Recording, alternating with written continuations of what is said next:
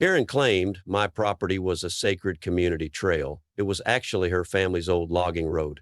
She forged documents, staged fake eco-crimes, and tried to vote me out of my own woods. Her plan? Weaponize nostalgia and a lawyer in khakis. Mine? A live stream, a 74-year-old neighbor named Walt, and a mic'd-up confession from her own daughter. If you've ever seen an HOA implode in real time, you know it's beautiful. 5 weeks after I moved into my off-grid dream property in Fox Hollow Ridge, Washington, a 5-acre stretch of forest wrapped in Douglas firs and birdsong, I learned what it truly meant to wake up in a war zone. Not a war with nature, with her. I was halfway through installing a cedar post fence along the edge of my creek. A hammer in hand, earbuds in, vibing to acoustic folk. When I caught movement in my peripheral vision, I turned and nearly dropped the post driver. Marching down the slope like she owned the forest was a woman in a neon pink visor, high-end yoga pants, and hiking boots that looked like they'd been bought yesterday. Tag, still attached. Behind her was a troop of retirees with walking sticks and hydration belts, all stomping straight through my understory like it was a sidewalk sale. I jogged over, trying to stay calm. "Excuse me," I said, "this is private property."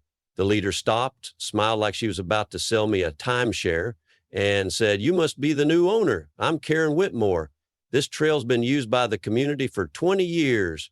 It's part of the neighborhood heritage." The others nodded like disciples at a HOA sermon. I pointed at a cluster of bleeding hearts. "Trampled. That's endangered flora." She waved a manicured hand. "Honey, we're not picking flowers. Don't be so precious. Nature's for everyone. You can't just gate off the wild." She used the term "the wild" like she was quoting a yoga retreat brochure. Later that night, I installed a sign at the trailhead: "Private property, sensitive habitat, no trespassing." It was polite, professional, unapologetic. I even used eco-friendly paint. The next morning, the sign was gone. In its place was a handwritten note duct taped to the fence: "Community access is a right, not a privilege. Fox Hollow Heritage Walkers." It looked like it was written by someone angry and caffeinated. There were muddy footprints all over my ferns. I stared at them for a long time, trying to decide if I was more furious at the vandalism or the Comic Sans font. At exactly 5:13 p.m., my phone buzzed with a HOA alert. I hadn't joined yet. I'd made the mistake of buying in a technically adjacent lot that bordered HOA land, which they apparently saw as close enough to claim, but somehow they had my email. Subject line: "Emergency meeting regarding access disputes." The PDF agenda included bullet points like reinforcing shared trail history, hostile new neighbor response, and possibility of mediation via Ordinance 17B. I didn't even know what Ordinance 17B was, but it sounded like the kind of thing bureaucrats use when they want to steal your coffee table because it doesn't match the HOA's emotional palate. I spent the evening pacing my living room, which still smelled like fresh plywood and camping stove dinners, Googling HOA law, and calling my old college buddy Charlie, who once got sued for putting solar panels too shiny for his neighborhood's aesthetic committee. "You need proof, man," he said. "Surveys, easement history, timestamps. And install cameras. HOA drama gets real fast." I thought he was exaggerating. He wasn't. At that point, I still believed this was a misunderstanding, a neighborly disagreement. Not the beginning of a hyper-local turf war that would involve fake environmental permits, viral live streams, and a woman who once tried to trademark the phrase trail privilege. What I didn't know yet was that Karen didn't just love the trail. She needed it for her reputation, her influence, and as I'd soon find out, something buried much deeper, both metaphorically and very, very literally. The sign was just the opening move, and I had accidentally challenged a queen in her own imaginary kingdom. And the thing about HOA wars is they never start with bullets. They start with bullet points, usually on a pastel-colored PDF made in Microsoft Word 2003. Less than 48 hours after my private property sign vanished, I found myself turned into a local villain on Fox Hollow Ridge's Facebook HOA group. I wasn't even a member, yet screenshots flooded my inbox thanks to Clara, the one friendly neighbor so far. Karen had posted a long-winded public update titled "Preserving Our Heritage Trail, a Community Under Siege." The post described me as an aggressive outsider, a nature gatekeeper, and my favorite, a self-proclaimed conservationist with a history of ecological disruption. According to Karen, I had clear-cut half my lot, and used chemical-grade weed killers that led to the deaths of local deer and endangered frogs. And there were no deer, no frogs, and definitely no weed killer. Just one guy, a shovel, and enough native plant seed to start a botanical uprising. But that didn't matter. By noon, the comment section had become a HOA courtroom. Within a day, neighbors I'd never met began walking slowly past my property line, phones out like paparazzi stalking Bigfoot. Someone left a sarcastic welcome note on a stick taped to my mailbox. Please don't kill the forest before we get one last walk in. Then came the spray-painted phrases on my garbage bin: tree traitor and plant fascist, and a particularly ambitious woman in a windbreaker with her HOA badge laminated and dangling from a fanny pack stood on the trail and narrated to her phone, "As you can see behind me, Mr. Carter has begun militarizing the property." Militarizing, because I installed a wooden fence and used terms like root preservation. They started calling me Eco-Nuzzy Ethan online. Someone even made a meme, a photo of me from the meeting with a caption that said, "Wants to save trees, hates humans." And Karen? She was thriving. Every post she made was filled with comments like, "Thank you for standing up for us," and "Don't let one person ruin what generations have walked." She signed each post with emojis and a hashtag, "Keep the trail wild," as if I was the one paving over paradise. So I bluffed at the next HOA sidewalk meetup. Yes, those exist. I walked up to Karen while she was mid-speech to an older couple about community memory rights and said, "By the way, my new security cams have night vision and time-stamped cloud storage. Might be fun to review who took my sign." I said it casually, like I was discussing my dog's flea meds. Her smile cracked for the briefest moment, just enough to know I'd hit something. "Oh," she replied sweetly, tightening her death grip on her HOA clipboard. "You really think recording people on public land will make you more friends around here?" I nodded slowly. "Well, it's not public, but I'm open to editing the footage with fun music." That was Friday. By Monday, I had an official HOA letter duct taped to my front door. I half expected it to be a threat made of magazine cutouts, but it was professionally typed and titled, "Violation Notice, Unapproved Aesthetic Structures." Translation, "The Fence." The letter stated I had installed a visually incongruent enclosure, not approved by the HOA design board, and was being fined $600, 0 cents, 60% of my monthly budget. The line at the bottom said, if I failed to comply within 10 business days, further action, including legal proceedings, may be initiated. And just like that, I realized Karen had used her clipboard like a sword. While I was planting wildflowers, she was planting stories, and each one was growing faster than anything in my soil. But here's the thing about warfare by clipboard. Eventually, someone flips to the wrong page, and I had a feeling her next move, her real move, was coming, one that might finally push this from gossip to criminal. I just didn't expect it to involve her daughter, a shovel, and a fake conservation sign in the dead of night. The thing about a $600, 0 cents fine for having the wrong kind of fence is that it stops being funny when you realize it's a preview of how far they're willing to go, especially when they is a woman who once fined someone $50, 0 cents for aggressively festive wind chimes. After the HOA notice, I did what any self-respecting, sarcastic, borderline exhausted man would do. I called Charlie. Charlie Dawson, my college roommate, was a civil engineer turned surveyor who once got fired from a county office for leaking internal memos about pothole corruption. If that sounds dramatic, you've never seen someone yell, "You can't build a Starbucks on a sinkhole," in front of a zoning board. I told him about the fence, the trail, and the fine. He whistled. "Sounds like your HOA thinks they're Congress with a side of theater." I emailed him a scanned copy of my deed and the parcel map. Within 24 hours, Charlie called back with what I'd been hoping for and what Karen was hoping I'd never find. "There's no easement, Ethan, not even a ghost of one. You own that land clear and full." He sounded almost disappointed he didn't get to unravel a deeper conspiracy. What's more, there was an easement application submitted by a certain Karen Whitmore 5 years ago, citing historic foot traffic and community legacy access. It was denied, unanimously. I nearly dropped my phone. Wait, she tried to make the trail legal? "Yep," Charlie said, "and failed." "I can send you the denial documents. Want to guess the reason listed?" I raised an eyebrow even though he couldn't see me. "Environmental degradation and property line conflict." I laughed harder than I had in days. So let me get this straight. She's yelling that I'm the tree killer while she's the one who got denied because she damaged the ecosystem? Oh, Charlie added, and I pulled her property file. Guess who clear-cut a quarter-acre to install a koi pond back in 2012? The permit said fire mitigation. I almost wanted to hug him through the phone. That same afternoon, Clara stopped by with a six-pack of grapefruit seltzer and a look that said she'd just read a soap opera. Did I ever tell you about the chickens? She asked, settling on my porch steps like she lived there.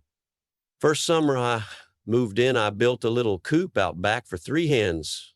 Karen reported me for violating the community soundscape. I blinked. That's not even a real phrase. Clara nodded solemnly. It is now. She got it written into the bylaws as part of a noise ordinance. I had to rehome my girls. My daughter cried for 3 days. Clara pulled out her phone and showed me Karen's original email complaint. The subject line, sound pollution from livestock. She acts like the president of a gated utopia, Clara said, but she's protecting something bigger than a walking path. That was when it clicked. Karen wasn't defending nature. She was defending control and maybe something else entirely. That night, I made my move. I set up my phone on a tripod, flipped on the front-facing camera, and hit go live. No fancy intro, no dramatic lighting, just me, some native plants, and the quiet rage of a man who'd been turned into an HOA folk villain. Hey, folks, I began. This is Ethan Carter. I moved out here to restore some forests, not fight a suburban Cold War, but here we are. For the next 30 minutes, I walked my viewers through the land, pointing out rare understory plants, erosion control, and what constant foot traffic was doing to the soil. I showed broken roots, crushed saplings, and empty snack wrappers wedged into tree bark. By the end, my chat feed was blowing up with comments like, dude, I'd sue, and why does your HOA sound like a Marvel villain origin story? I went to bed tired but satisfied until I woke up the next morning and found a motion alert on my phone. Timestamp 2:14 a.m., camera, side yard, subject, unknown female. Object in hand, a small shovel, and something rectangular, maybe a sign, maybe a setup, but definitely not wildlife. The next morning, I watched the grainy footage of Karen's daughter, Ellie, tiptoeing across my side yard like a raccoon in athleisure. It was 2:14 a.m., and she was wearing all black, leggings, hoodie, and a beanie with a patch that said "Protect Nature" in cursive. She looked like a junior eco-terrorist from a poorly funded college improv group. In one hand was a mini shovel. In the other, a sign wrapped in plastic. She moved like someone trying to sneak into Coachella, not plan something for scientific benefit. I zoomed in. The sign read, Species Protection Zone. Do not disturb. Under county review. Underneath it in much smaller font, violation subject to fine. I nearly spit out my coffee. Not only was this a fake notice, it was designed to make it look like I'd violated my own habitat restoration efforts. The plan was genius in a twisted kind of way. Set the trap, let the environmental agencies swoop in and flip the narrative. Ethan Carter, conservationist turned destroyer. HOA Karen and Ellie, the saviors of the forest. I didn't touch the sign. Instead, I posted a new live stream that morning titled, Let's Talk About Lies. I started with a simple walk around the property. No rants, no sarcasm, just visuals, damage, bleeding hearts, trampled trilliums, wrappers lodged into root beds. I talked about root systems, soil erosion, pollinator cycles, stuff you'd only find fascinating if you'd spent too many Friday nights reading forestry journals like I had. But something about the tone hit different. By noon, the stream had 20,000 views. Comments poured in from landowners, environmentalists, former HOA victims, and a guy who claimed to be a squirrel biologist from Twitter, just here for the drama. My inbox was full of "you're doing the right thing" messages, and one offered to turn my story into a podcast. About 3 hours later, I received an envelope slid under my door with legal letterhead that smelled like expensive toner and indignation. Peterson, Drexler, and Stone, an office out of Bellevue, had been retained by the Fox Hollow HOA on behalf of concerned residents to issue a formal cease and desist. I was being accused of unauthorized ecological modification, potential violations of community environmental code, and my personal favorite, behavior unbecoming of a cooperative land steward. They demanded I cease all physical work on my property and submit to an HOA environmental review panel within 10 business days. I read it twice, laughed once, and made a note to send it to Charlie for his collection of HOA horror stories. But I didn't reply, not yet, because I had something better: the camera footage. I exported the clip of Ellie's moonlight landscaping project and backed it up in 5 different cloud drives. I printed stills. I sent a copy to Clara, who replied, "Jesus, she even crouches like she's on a mission." I called Walt, the 70-year-old former electrician who lived at the far edge of the neighborhood, and claimed to remember when Karen was still handing out wine coolers to sway HOA votes. He whistled through his teeth. "Looks like somebody inherited her mama's flair for forgery." He offered to come by with a friend who worked in the county's environmental enforcement office. "She hates fake signage more than she hates her ex-husband." "You'll love her." I didn't touch the fake sign. I left it exactly where Ellie placed it, tilted slightly to the left, as if even the soil knew it was lying. My hope was simple: if they wanted a trap, they could walk right back into it. And just like clockwork, 2 days later, I saw a white county truck crawl up my gravel path and park near the sign. A woman stepped out, clipboard in hand, boots laced tight, and sunglasses that said, "I've seen some things." She walked up to the sign, paused, and then turned slowly to look straight at my front porch camera. I was already watching from inside, popcorn in lap, adrenaline in my throat. And what happened next changed the entire game. Janet Rodriguez didn't look like someone who came to issue warnings. She looked like someone who issued verdicts. She stepped out of the White County truck with steel T boots, a navy windbreaker with environmental compliance stitched over the chest, and a face that said she once fined a guy for mislabeling a recycling bin and never lost sleep over it. She walked straight up to the fake sign Ellie had planted, gave it one long look, then pulled out her phone and snapped a photo. I met her halfway down the path, trying to appear neutral, but probably radiating the kind of energy you see in courtroom dramas right before the big objection. "Ms. Rodriguez?" I asked. "I'm Ethan Carter. Thanks for coming." She nodded once. "We received a complaint of illegal disturbance to protected flora. Anonymous tip. I'm required to document the site." "Of course," I said, gesturing politely toward the sign. "Mind if I show you something first?" We walked back to my cabin, where I had already queued up the security footage on my laptop. I didn't say a word as I hit play. On screen, Ellie appeared like a forest goblin with a trust fund, creeping through the moonlight with her little shovel and homemade signage. Janet watched the whole thing, arms crossed, lips pursed, silent. When it ended, she blinked slowly. "Well," she said, "that's unusual." I handed her the timestamps, the camera logs, and a printed still image of Ellie, mid-squat like she was planting a political yard sign. Janet flipped through the papers like a detective, realizing the murder weapon had been in the toaster the whole time. "Thank you, Mr. Carter," she said, tone now much softer. "This makes things significantly easier." She walked back to the trail, took more photos of the sign, the surrounding undisturbed plants, and the very obvious lack of any construction within 50 feet. Then she opened her official inspection log and wrote in large, clear handwriting, "Evidence of staged signage. Complaint likely filed in bad faith. No violations observed." 10 minutes later, Clara showed up with a picnic basket full of muffins and mischief. I handed her a copy of the inspection report, and she nearly dropped a blueberry scone. "Oh my God," she said, "she tried to set you up and got caught by her own spy movie theatrics?" I nodded. "And I have a folder full of high-def receipts." Clara pulled out her phone and grinned. "You ever heard of r/HO drama?" I blinked. "Read it?" "Oh, yeah," she said. "Bunch of people who live for this exact kind of insanity. I posted your stream last week and it got a ton of traction. But this is the sequel." She uploaded the footage, the report, and a snappy title. "Karen's daughter stages fake eco-crime, gets busted by inspector with a clipboard of justice." Within hours, it blew up.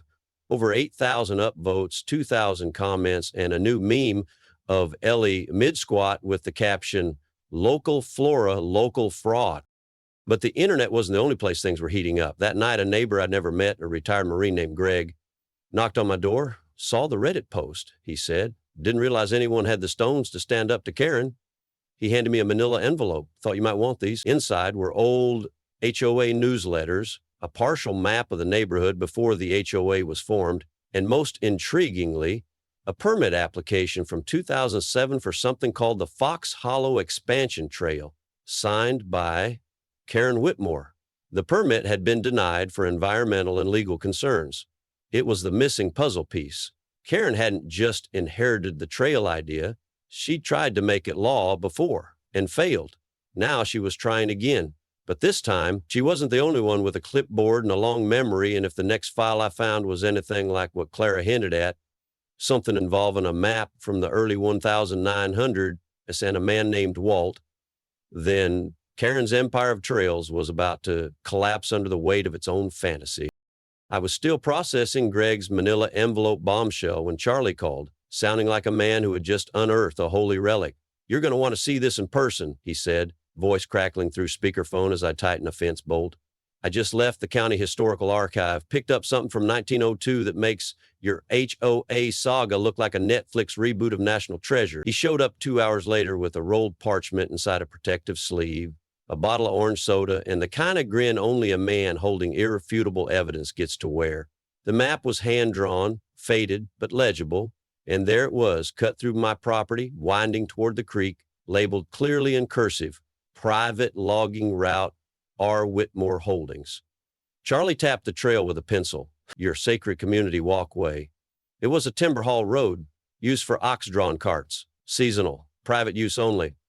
I stared at the name. Whitmore, Karen's family name. She hadn't just known the trail's origins. She was its legacy, and she'd been spinning it as heritage to cover up decades of land abuse. I drove straight to Walt's place. Walt Grayson, the 74-year-old unofficial HOA historian, lived in a log cabin with solar panels, a hot tub he built from a cow trough, and a memory sharper than HOA fines. He took one look at the map and chuckled like someone watching a magician expose their own trick. "I remember that road," he said, sipping sun tea from a mason jar. "Karen's daddy ran logging through there for years, never let us walk it. Called it a liability nightmare." I asked about the land. Walt leaned back.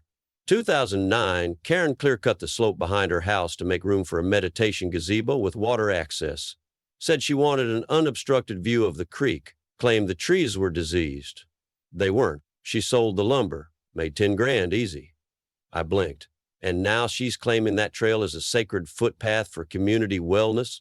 Walt nodded. "Erin rewrites history like it owes her money." We agreed it was time to take everything public. I sent an official request to be added to the next HOA meeting agenda under Community Land Use and Trail History Review. Karen tried to block it, of course, claiming I was disruptive to board harmony. But the Reddit posts had already lit a wildfire of neighborhood curiosity. People wanted answers. And popcorn. The community center was packed. Folding chairs scraped the floor as families, retirees, and HOA warriors gathered for what Clara called Trailgate 2025. I stepped up to the projector, connected my laptop, and began. I didn't start with accusations.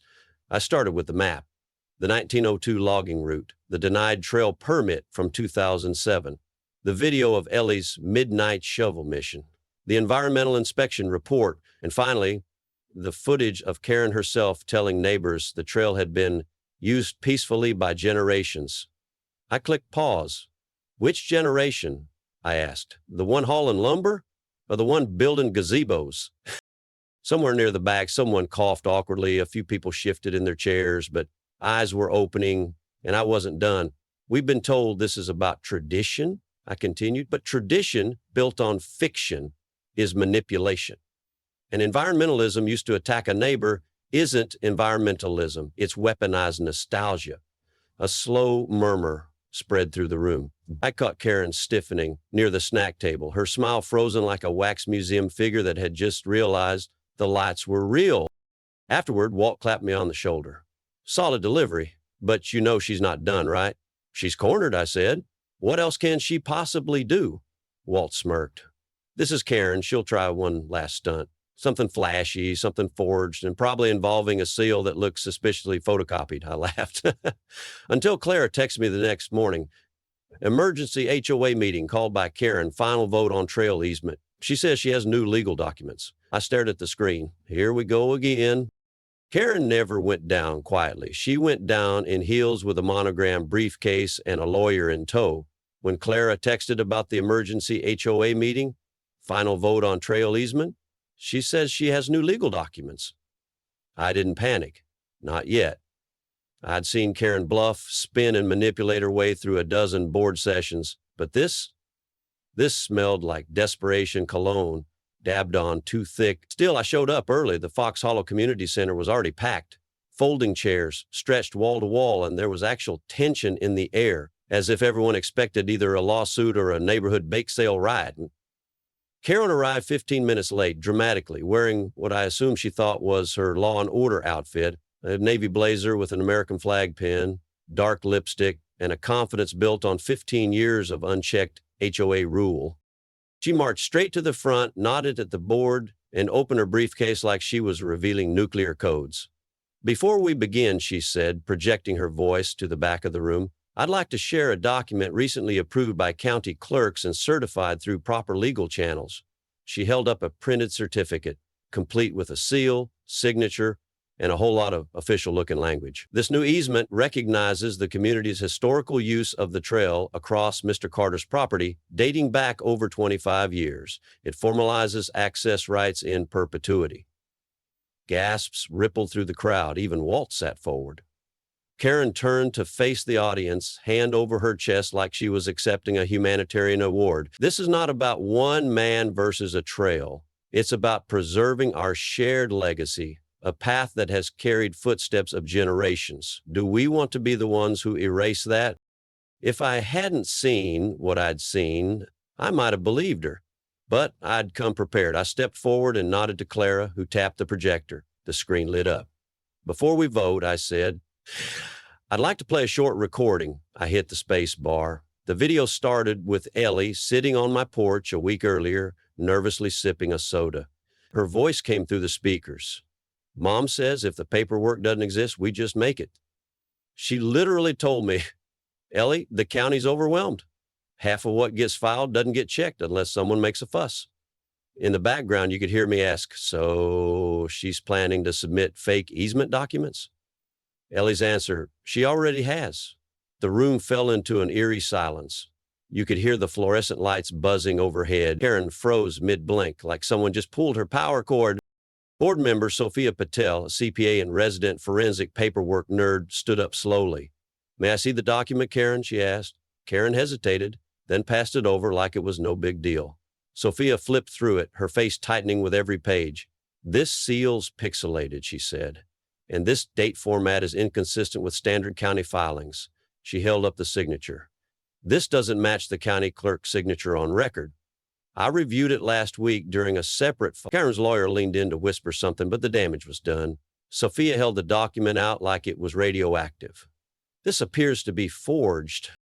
Murmurs exploded into full-blown conversation. Phones were lifted. Someone near the back yelled, "Did she seriously fake a government seal?" Another asked, "Can we vote to remove her now?" The HOA president, visibly sweating, called the room to order. "We'll need to escalate this to county authorities. In the meantime, I motion to suspend Karen Whitmore from all board duties pending investigation." Walt, arms folded, grinned wider than I'd ever seen. "Seconded." They took the vote. It wasn't close. Karen lost her position, her leverage, and whatever shred of authority she had left in the room. She tried to speak, to salvage the moment with a final monologue, but nobody handed her the mic, not even Ellie. Outside, people gathered in small groups, processing what just happened like they'd witnessed the HOA version of Watergate. Clara nudged me. "I've lived here 6 years. That was the first time someone called her out, and won." I nodded, but my mind was already elsewhere, because as satisfying as it felt to watch Karen fall, something still bothered me. Her fake document didn't come out of nowhere. She had help, county contacts maybe, a paper trail that went deeper than trail access, and if the rumors Greg and Walt hinted at were true, there was one more move left on the board. Something buried not in the dirt, but in the divorce settlement that made Karen queen of Fox Hollow in the first place. The week after Karen's dramatic dethroning felt like spring after a long, spiteful winter. The HOA board moved quickly. Her suspension became permanent. The forged document was formally submitted to the county for investigation, and a quiet murmur began spreading through the neighborhood.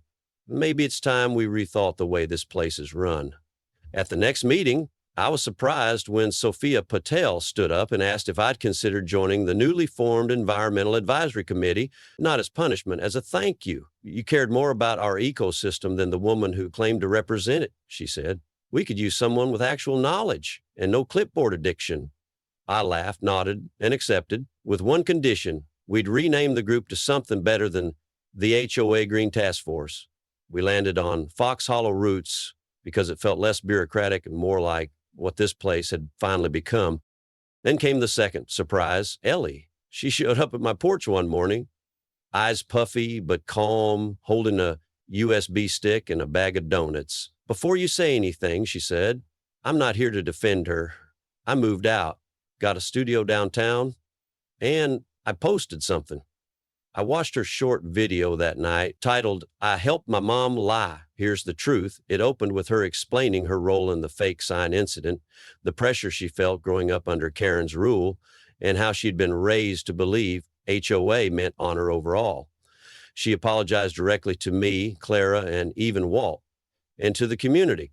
The post went viral across the HOA Reddit channels, but the comments weren't cruel. They were shockingly forgiving. We've all followed someone who made us smaller, one said. Another, takes guts to speak up when you've been complicit. Props, Ellie. The next time I saw her, she was volunteering at Clara's community garden, teaching local kids how to grow milkweed for monarch butterflies. With Karen gone, the trail debate didn't vanish, it evolved. We no longer fought over whether the community deserved access. Now the question was how to create it without destroying the thing we loved. I offered a proposal, an alternative walking path that looped the outside of my property, avoiding sensitive plant zones, integrating educational signs about native species, and built with zero concrete or lighting, mulch markers and respect. The county loved it. The HOA loved it. Even Walt offered to carve the trailhead sign himself from salvaged cedar. We called it the Ecosystem Trail, and by midsummer, it was officially certified as Fox Hollow Ridge's first community-based conservation path. School field trips started rolling in. Teachers emailed me asking for plant ID sheets. Retired neighbors brought folding chairs and sat under the trees they once trampled, listening to the wind like it had something new to say. One afternoon, as I walked the new trail with a clipboard, ironically, I know, I passed Greg, the ex-Marine, inspecting one of the bird boxes he'd helped mount. He gave me a nod. You know, he said, this whole thing could have gone a lot worse. Yeah, I replied, like if I'd actually used weed killer, he chuckled. Nah, I meant if you'd lost. I paused, looked around at the path, the hand-painted signs, the native ferns springing back from months of abuse. Funny thing, I said, I didn't just win, we all did, even her maybe. He raised an eyebrow. Karen? I nodded. She lost the trail, but gained a reason to finally leave the kingdom she invented. That night, I stood by my porch fence, the same one that started it all, only now it had vines growing through it, native clematis, curling upward like it knew the fight was over. Clara joined me with 2 glasses of iced tea. Do you regret it? She asked. The sign, the cameras, the drama. I took a sip, smiled. Not even a little.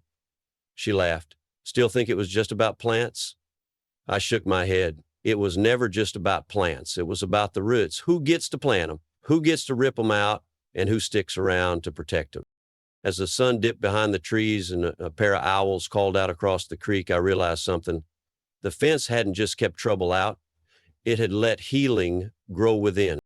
In the end, it wasn't a lawsuit or a viral takedown that saved my land. It was truth, patience, and a community finally waking up from the spell of a clipboard queen. This story isn't just about a fence or a fake easement. It's about what happens when everyday people stand their ground, not with fists, but with facts. When the loudest voice in the room gets replaced by the most honest one. So if you're dealing with a Karen in your life, whether she's in your HOA, your office, or your inbox, remember this: boundaries matter. Yours, mine, nature's. And sometimes the most powerful form of revenge is restoration. Tell me in the comments, have you ever had to deal with a neighborhood tyrant? Like if you believe in standing up for what's right, Share if you've ever seen justice bloom where chaos tried to root.